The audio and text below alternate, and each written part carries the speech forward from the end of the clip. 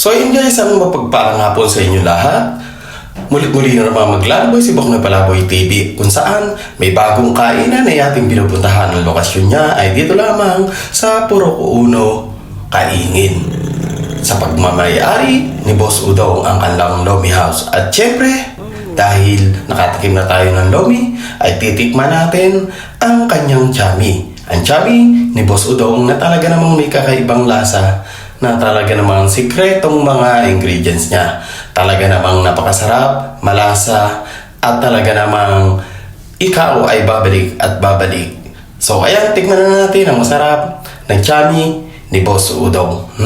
Naghahalo ang tamis, anghang, at talaga namang ikaw ay uulit-ulit sa sarap at linamnam. So ayan, may kanya-kanya po tayong lasa. Para sa akin, kay Boknoy Palaboy, patok na patok ang lasa ng chami na Boss Udong. Kaya mga padyak, mga viewers, tara na natin tikman ang chami at lomi ni Boss Udong. Dito lang yan sa Purok 1, Kaingin, Bay, Laguna. Kaya mga food lovers, isang mapagpalang hapon sa inyong lahat mula kay Boknoy Palaboy TV.